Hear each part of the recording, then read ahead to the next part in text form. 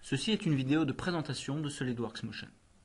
Nous allons voir ici comment définir une analyse séquentielle à partir de l'exemple de cette pelleteuse. Une fois votre module Motion activé, vous avez accès aux différents outils d'analyse dynamique de SolidWorks.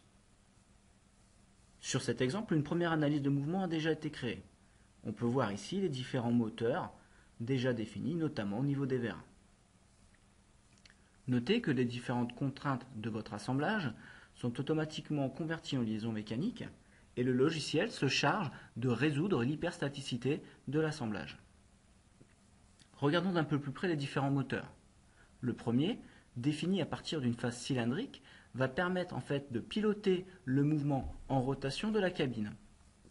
Il peut être défini soit en déplacement, vitesse ou accélération. Regardons à présent l'un des moteurs linéaires au niveau des vérins. Il est lui également défini en tant que servomoteur, ce qui nous permettra de le piloter par la suite au niveau de l'étude séquentielle. L'icône sur la droite vous permet de basculer de votre chronogramme au tableau de l'étude événementielle. Le mode opératoire est simple. Il suffit de décrire une tâche, un élément déclencheur et une action associée.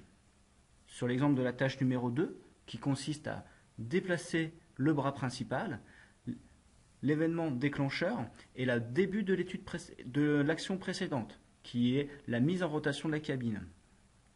Et le déplacement souhaité est un déplacement linéaire du vérin sur une durée de 3 secondes. Lorsque l'on exécute l'étude, le modèle 3D s'anime et l'on peut facilement identifier les différentes étapes au niveau du tableau et au niveau du diagramme de Gantt. Cette animation peut bien entendu être sauvegardée au format vidéo. Nous allons à présent décrire les 2 dernières étapes du processus, qui consistent à faire de nouveau pivoter la cabine et déverser le contenu du godet. Donc la première tâche, qui est la mise en rotation de la cabine, sera déclenchée dès la fin de l'étape précédente.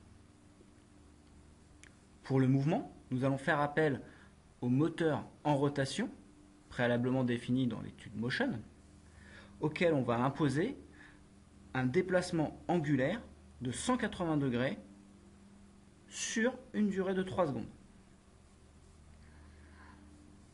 L'étape suivante, qui consiste à déverser le contenu du godet, sera elle déclenchée dès la fin de la mise en rotation de la cabine, c'est-à-dire l'événement précédent. Et cette fois-ci, on fait appel au moteur linéaire au niveau du vérin et auquel on impose un déplacement linéaire sur une certaine durée.